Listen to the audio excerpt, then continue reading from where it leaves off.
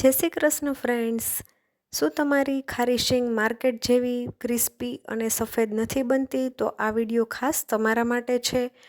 હવેથી તમારી ખારી શીંગ પણ સરસ ક્રિસ્પી અને સફેદ બનશે. તો એક વખત આ રીતે ચોક્કસથી ટ્રાય કરજો. તો ખારી શીંગ બનાવવા માટે આપણે અહીંયા માંડવીના દાણા મોટા આવે છે એ લેવાના છે, જેથી સ્વાદમાં તો સરસ બનશે જ પણ દેખાવમાં પણ સરસ લાગશે. તો આપણે ગેસ ઉપર એક વાસણ લેશું, એમાં આપણે પાણી ગરમ કરવા માટે મૂકી દેશું. દાણા કરતાં ડબલ પાણી લેવાનું છે. પાણી ગરમ થાય એટલે આપણે એમાં દાણા ઉમેરી દેશું. બહુ વધારે પાણી ઉકળવા નથી દેવાનું. થોડું ગરમ થઈ જાય એટલે આપણે એમાં દાણા ઉમેરી દેવાના છે અને આ રીતે એક વખત ચલાવી લેશું. હવે અહીંયા આપણે અત્યારે મીઠું નથી ઉમેરવાનું, પાછળથી આપણે મીઠું એડ કરવાનું છે. એ વાતનું પણ ખાસ ધ્યાન રાખજો, જેથી શીંગ સરસ સફેદ બનશે. અને દાણા વધારે પડતા બફાવા પણ આપણે નથી દેવાના.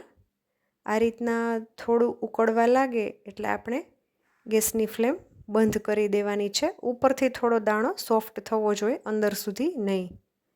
હવે આપણે ચારણીમાં નિતારી લેશું દાણાને. આ શીંગ એકદમ ક્રિસ્પી અને સરસ વ્હાઈટ બનશે. જો તમે બધી ટિપ્સ ફોલો કરશો તો શીંગ ચોક્કસથી સરસ બનશે. હવે આપણે દાણાને એક બીજા વાસણમાં લઈ લેશું અને આપણે એમાં સ્વાદ અનુસાર મીઠું ઉમેરી દેવાનું છે. મીઠું ઉમેર્યા પછી આપણે 2 મિનિટ જ દાણાને રહેવા દેશું. જો વધારે સમય મીઠામાં રહેશે તો દાણા સોફ્ટ થઈ જશે, એટલે એ વાત તમારે ધ્યાન રાખવાની છે. 2 મિનિટ થઈ જાય એટલે આપણે ગેસ ઉપર એક જાડા તળિયાવાળું કોઈ પણ વાસણ લેવાનું છે, એમાં મીઠું ગરમ થવા માટે મૂકી દેશું. અને હવે આપણે એમાં દાણા રાખ્યા હતા મીઠાવાળા એ ઉમેરી દેશું અને બધું જ સારી રીતે મિક્સ કરી અને આ રીતના ચલાવતા જઈશું. અને ગેસની ફ્લેમ આપણે ફાસ્ટ જ રાખવાની છે. તો તમે જોઈ શકો છો દાણા સાથે બધું મીઠું ચોંટી ગયું છે, પણ ટેન્શન લેવાનું નથી. જેમ જેમ દાણા શેકાતા જશે તેમ તેમ મીઠું દાણાથી છૂટું પડી જશે. અને જ્યાં સુધી મીઠું ને દાણા બેય સાથે ચોંટેલું હોય ત્યાં સુધી આપણે ગેસની ફ્લેમ ફાસ્ટ જ રાખવાની છે અને આ રીતે સતત ચલાવતું રહેવાનું છે. એ વાતનું ખાસ ધ્યાન રાખવાનું છે. આ રીતે તમે બધી ટિપ્સ ફોલો કરશો તો તમારી ખારી શીંગ ચોક્કસથી માર્કેટ જેવી બનશે. તો જેમ જેમ આપણા દાણા શેકાતા જશે તેમ તમે જોઈ શકો છો મીઠું છૂટું પડી રહ્યું છે. જો તમે ચેનલ પર નવા હો તો પ્લીઝ ચેનલને સબસ્ક્રાઈબ કરી દેજો અને બાજુની બેલ આઇકન પર ક્લિક કરવાનું ભૂલશો નહીં, જેથી આવા જ નવા વિડીયોની નોટિફિકેશન મળી રહે. આ બિલકુલ ફ્રી છે. તો તમે જોઈ શકો છો મીઠું એકદમ છૂટું પડી ગયું છે.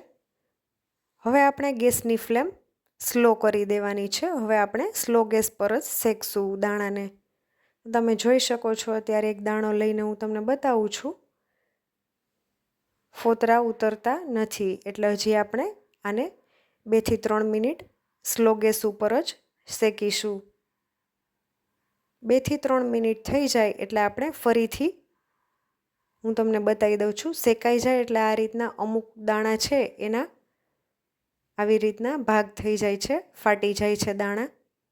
હવે હું તમને ફોતરા ઉતારીને પણ બતાવી દઉં છું. શેકાઈ જાય એટલે સરસ ફોતરા ઉતરી જશે, એટલે સમજી જવું કે આપણી શીંગ સરસ શેકાઈ ગઈ છે. હવે આપણે ઝારાથી આ રીતના મીઠા અને દાણાને અલગ કરી લેશું.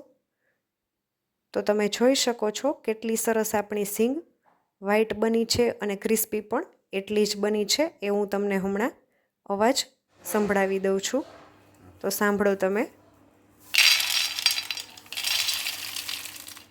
કેટલી સરસ ક્રિસ્પી બની છે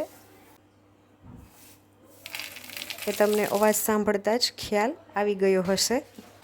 તો એક વખત આ રીતે ચોક્કસથી ટ્રાય કરો અને મને કમેન્ટ કરીને જણાવો કે રેસીપી કેવી લાગી. જો વિડીયો ગમ્યો હોય તો ફ્રેન્ડ સાથે શેર કરજો. ફરી મળીશું નવા વિડીયો સાથે. ત્યાં સુધી આવજો. Thanks for watching.